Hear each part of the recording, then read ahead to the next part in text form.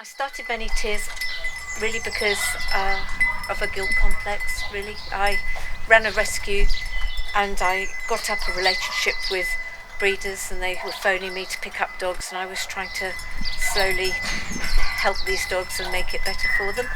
And then I left the country. The rescue I was running was doing that job and I thought that was fine. I left the country and I worked in the States, and while I was in the States I looked after a humane society, which is like a huge rescue, enormous place, and I was the director. It was owned by the county as well as by the humane society, and so the dogs were never allowed to be refused, and there had to be space made for the dogs, more dogs coming in. And because nobody knew how to euthanise, which is supposed to be a painless, peaceful, nice way of death for a dog, which I find hard to understand, they let the dog warden take the dogs away, and he dropped them down a hole and shot them, or he strangled them, or he gassed them. Being a vegan, the thought of killing something was like really, really hard for me. But if I didn't, the thought of the way the dogs were dying was just terrible. And I didn't want to take the job, but nobody else wanted the job, and nobody in the past had done the job properly, and so it had got to the situation it was. So I felt I needed to step up, so I did. I stepped up and I learnt how to give the lethal injection, and it was the most terrible thing I've ever done in my life, and I know people have to do it, and I realise there's not enough homes for dogs, especially in America where I was, but killing an animal is just it is murder. It is murder. It doesn't matter if you don't want to do it, the fact you did it, you're a murderer, and I did thousands of dogs. I've always regretted leaving because I feel that obviously it wasn't run as well as I ran it. I don't mean to be big-headed, but I'm British and we love our dogs. They go for walks, they get what they should. When I got there, they couldn't understand why a dog should get walked because they were going to get killed in 3 days, so what was the point?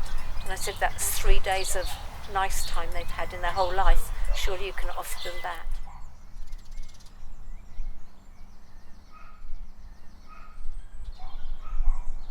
Sylvia started up Many Tears in 2004.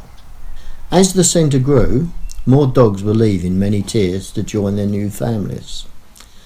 Although this is a sad time for Sylvia and her team, the dogs do occasionally come back for a short visit. We picked Sadie up from this Many Tears 3 weeks ago. She settled into our premises in Lansam, Swansea. My other brother, he called down here and he seen Sadie and he said, right, keep Sadie and we'll have her. And we come down the next day and we picked her up. Since we've had her, she's been up to North Wales, Underdog, in a motor van, and she's very, looking a lot at the goats up on top of the norm in Llandudno, but I find the sheepdogs are very, very intelligent. As if they're talking back, you can say things and they understand, and she's just as, of course she's got to get used to us. It's only 3 weeks.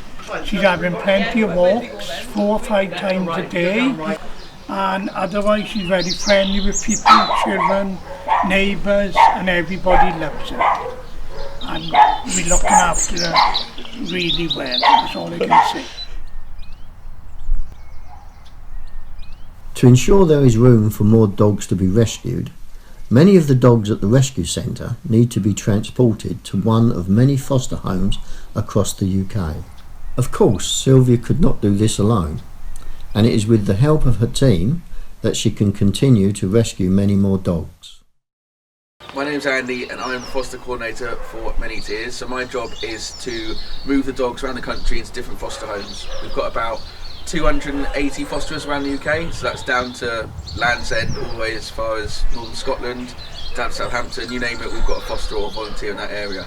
So every week we have all these dogs in the rescue, and the more dogs we can get out into a foster home, the easier it is for us taking more dogs. It's making space, and plus a lot of these dogs are broken, they've come from bad situations, they don't know anything about life in a home. Collies do tend to stay longer than other dogs, so if anybody was looking at any particular dogs, I'd go and have a look at the collies, they're always overlooked.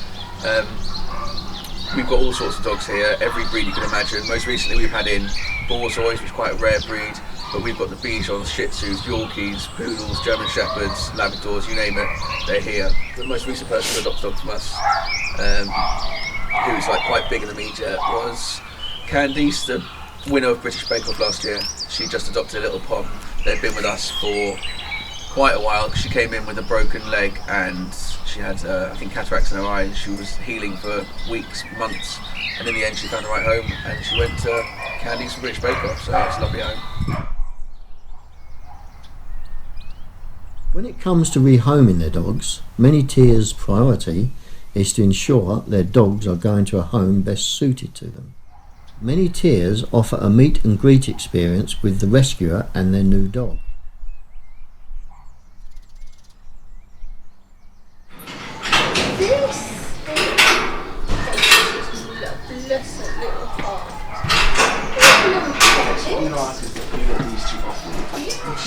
Is there anything to know about either of them, or anything between dominant or? No, not at all. No?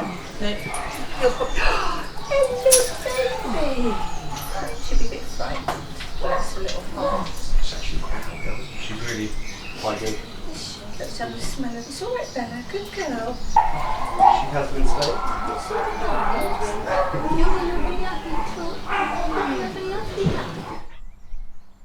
To maintain the level of care and comfort Sylvia and her team provide for all these beautiful dogs, Sylvia is taking part in her biggest challenge yet. These are the 5 dogs that I'm going to be walking 290 miles with. These dogs will only walk as far as they want to. They've got backup and they'll get rides. I won't. But these are the guys who've been training with me every morning. We aim to do 20 miles a day for 14 days from ITV Studios London, and we start on the 8th of May.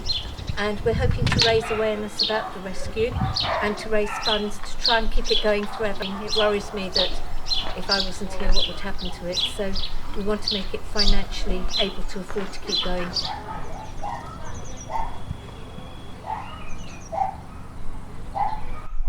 We're not here to campaign against breeding and all the things that are attached to it. We're here to campaign about giving a dog a good life, and so that's what we're interested in doing. So we take the dogs in, rehabilitate them and try and find them a good home.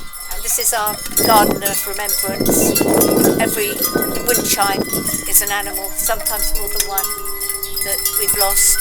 We want to keep remembering. Sometimes it's really tough.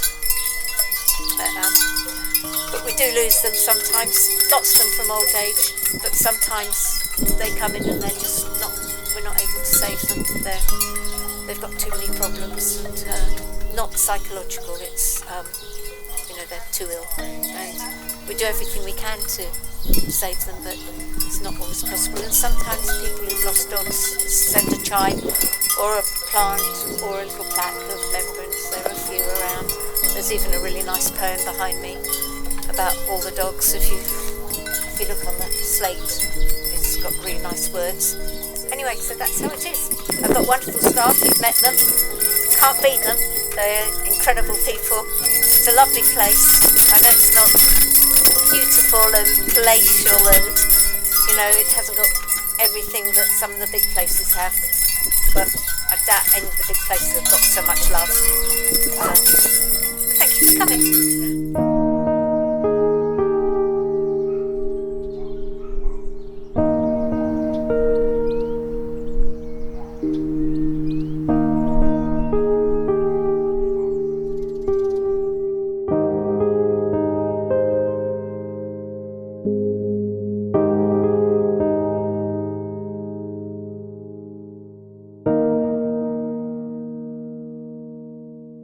Thank you.